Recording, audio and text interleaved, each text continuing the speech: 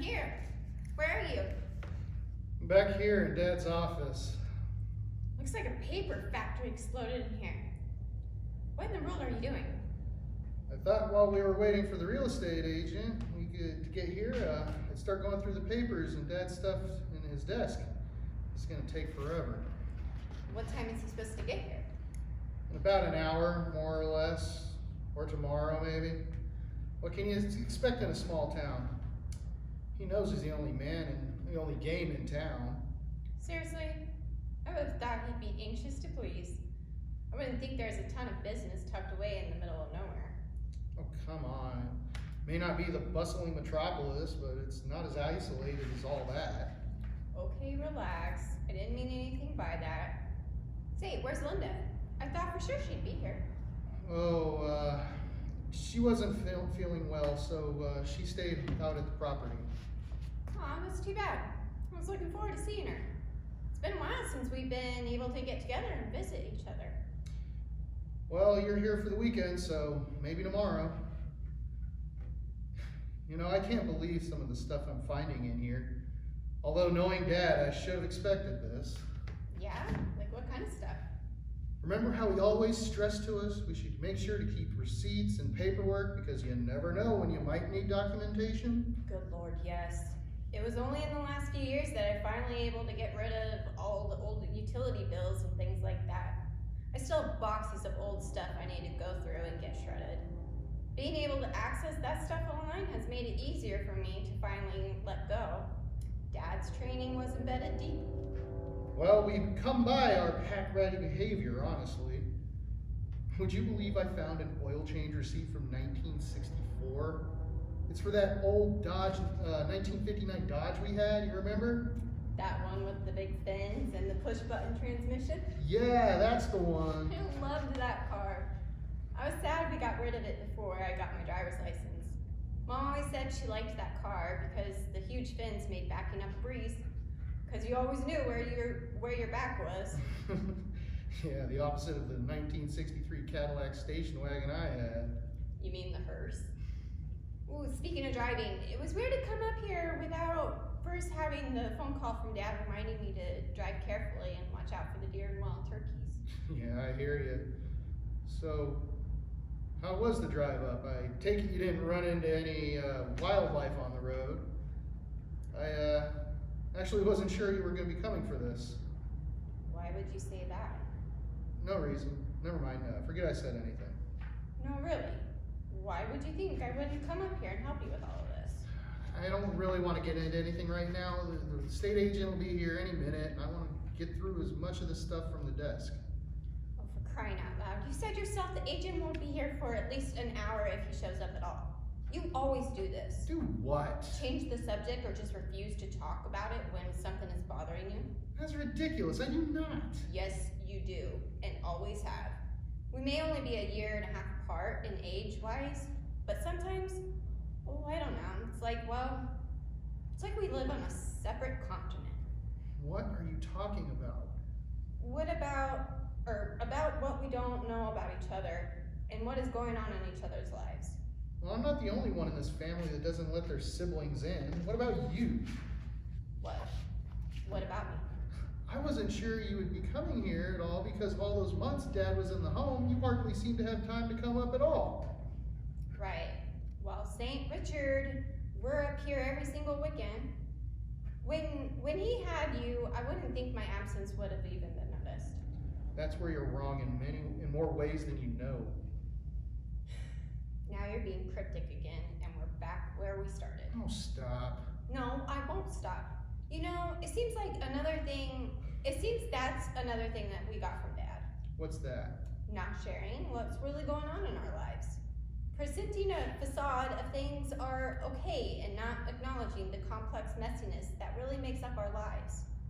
Do you know the first time I heard Dad talk about the South Pacific during the World War II was the last few years when the dimension started to creep in? Yes, that's true. I had heard some of it before, but I think that's just because I was one of his sons. Yes, well, whatever. But my point is, that right up in the end, he had to be Dad, and not Maria's. He was so proud of me being a nurse, he would always introduce me as his daughter, the nurse, and encourage the health professionals to explain things to me. On the other hand, before he went into the nursing home, he would call me to tell me the doctor was admitting him for a couple of days, and he was just calling so I wouldn't worry if I called the house and he didn't answer. Like he was trying to protect me. I know he did the same thing with me, trying to make light of whatever was going on. Yeah. Then a week before he died, he was joking with me on the phone from the hospital. After they sent him for the transfusion, about how everything was fine and they just needed to top him off. The reality was he was in the end-stage renal disease, and one of the only reasons we still had him with us was the pacemaker. And that kept him that severely enlarged heart of his going. Like his daughter, the nurse, didn't know what was going on. I think some of that was because you were his daughter. He wanted to protect us right up to the end, but you more so because, in his mind, that's what you did for your daughter. Did you know I found out from the priest at the funeral that he had offered him last rites 3 times before he said he was ready? Dad was one of the kindest men I've ever known, but there were pieces of him like that. Like you never knew about until he started to lose it. I think I just put it down to that's how men of that time were.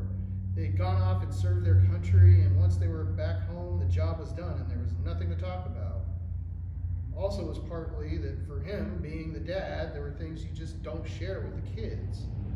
After I became an adult, looking back at the folks, I realized we were pretty much raised by Ward and June Cleaver, and I was the beaver. Be that as it may, you're avoiding telling me why you think I'm so wrong about everything and why you thought I wouldn't be here to help you go through this. Didn't the 3 of us kids work together and support each other to sort out the stuff after Dad's funeral? No bickering, no drama?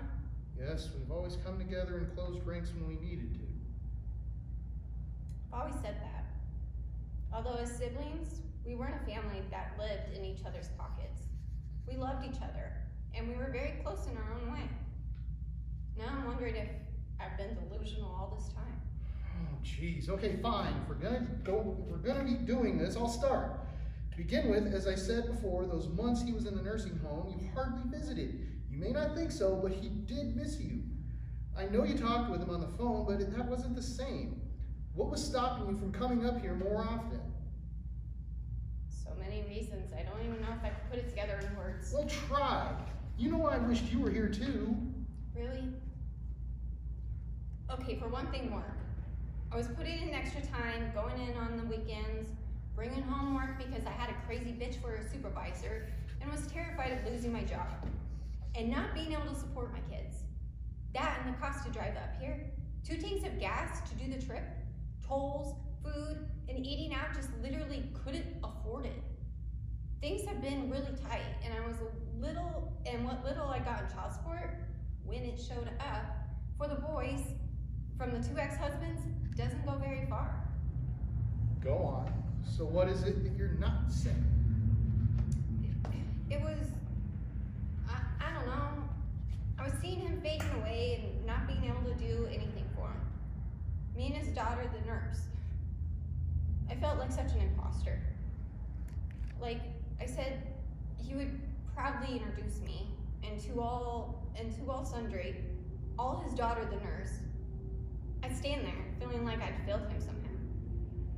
There were other emotions that I'm still trying to sort out.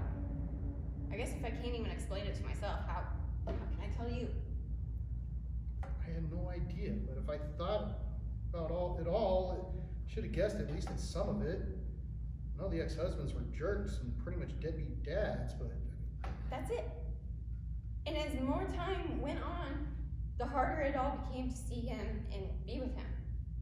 I didn't share this because I was embarrassed and ashamed. Knowing you were coming up every single weekend, I didn't think you'd understand. I don't know what to say, and I still don't, if you understand, but I hope you can forgive me for letting you carry the brunt of this. But now I feel like a jerk for not reaching out to you to find out how you were doing. I mean, really find out. Truth is, I was too wrapped up in my own stuff to notice much of anything else. Like what kind of stuff? You seem to be enjoying coming up and spending time on the property, building your cabin. What am I missing? It's not so much what you were missing, but what I've been hiding. I can't imagine what you would be hiding. Well, Linda's an alcoholic with end-stage liver disease who has done 3 stints in rehab, one of which was at Hazelden for 3 months. Nothing has changed, and she can't stay off the alcohol. The fact is, this disease is robbing me of my wife. Last winter, we almost lost her when she fell on the deck and almost froze to death because she was too weak to get up. When she was released from the hospital, she asked if I would stop and pick up a bottle on the way home. How did I not see what was going on? So that's why Linda isn't here today. Got it in one. I know that this situation is only going to end in one way, and it's not going to be rainbows and sunshine. That's what I've been trying to hide. Even saying it out loud, you know, is painful and embarrassing. I'm so sorry. I don't know what to say. I love you so much, little brother. Talk about lying. I had no inkling that you were going through this. I wish I had. I don't know how I could have helped, but I would have been there to listen. I know you would. I love you too. I just couldn't put that on you. I couldn't admit that I had this shameful secret. And my coming up here every weekend, that was a combination of trying to run away from the problem and hoping that if I got her up in a rural area, it would make it harder for her to get a hold of booze, and then maybe we could have some normalcy, whatever that is. Didn't work.